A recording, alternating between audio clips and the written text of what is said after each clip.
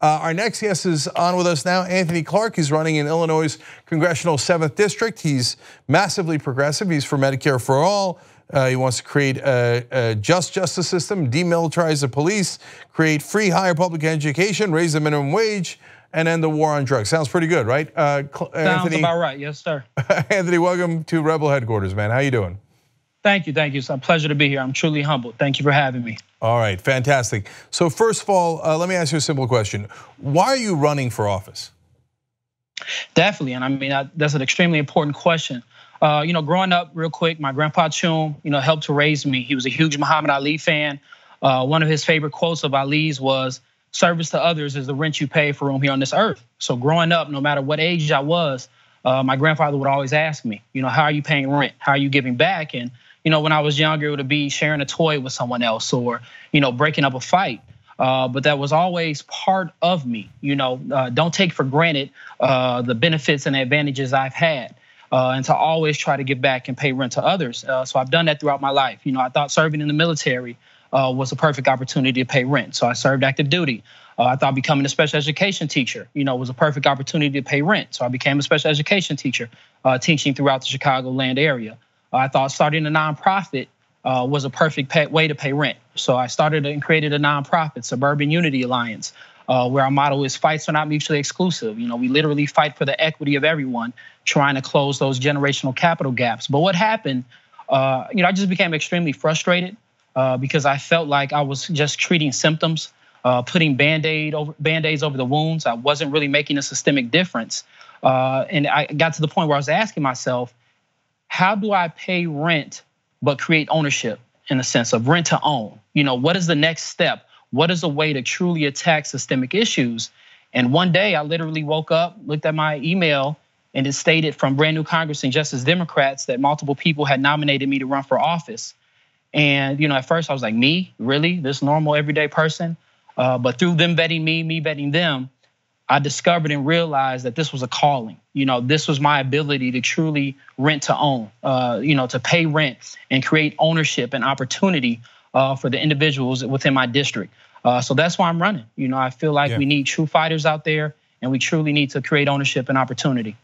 If you're wondering if Anthony's a real guy, like he says, well, he was a teacher for 9 years, and his first teaching job, he made a whopping $16,000. So I did. That's as real as it gets. And now that I see your video, I see you got a Scottie Pippen poster in the background. So you're real Chicago too. Scottie Pippen is my favorite player of all time. Yes, sir. Okay. But a lot of the establishment Democrats say that you shouldn't do this because there's already a Democratic incumbent in that seat. Danny Davis has been there 20 years. So they'd ask you, why are you doing that? We've already got that seat, so why can't we just leave it alone? Another great question. Thank you for asking that. And I think for supporters of the Democratic Party, independents, however you identify yourself, I think it's truly important for us as a teacher. I work on vocabulary words. How do we define progressive? How do you define progression in a sense? And the incumbent, Danny K. Davis, thank him for his service. He sat in that seat for 20 years.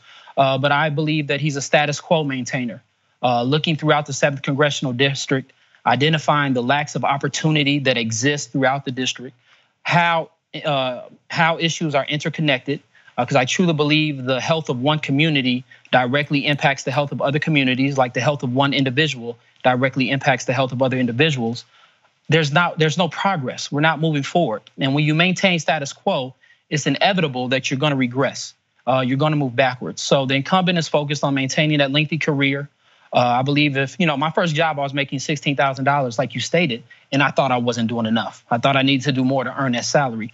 Our congresspersons are making $170,000 and up. What are they doing for that? Just simply voting?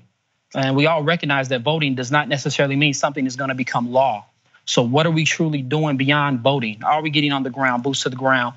Are we truly trying to tap into these grassroots progressive movements to not only impact on the federal level, but impact locally as well? Because I truly believe nothing changes on a systemic national level until it starts locally at a grassroots level.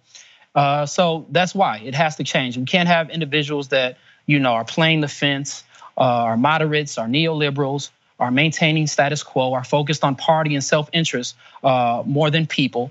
And we see that with the different things that we're supporting. Like, I believe in, again, treating root causes. And one of the biggest separations that we have, Danny Davis and myself, is I believe 100% in the legalization of marijuana, not only for the financial benefits, but also for the financial, social, and medical benefits that it will bring to our communities, locally and nationally. He does not support the legalization of marijuana. So again, how can he say that he cares about criminal justice reform, cares about Black and brown individuals being locked up at disproportionate rates, but yet you don't want to treat a root cause and legalize marijuana, one of the main reasons that our Black and brown and poor individuals are locked up at disproportionate rates? Doesn't make sense to me. Yep, I think you're exactly right. I think criminal justice reform is a huge part of legalizing marijuana. Definitely. So everybody check out Anthony Clark's website, how you could volunteer, donate, etc. We'll have all the links down below in the video. You see him there, but you can click on him down below if you're watching this on YouTube or on Facebook. And I did a story about how he's been denied voter information. That's also on TYT Politics. Check that out. Anthony, thank you so much for joining us at Rebel Headquarters. Thank you. Truly appreciate it. Everyone take care. Love.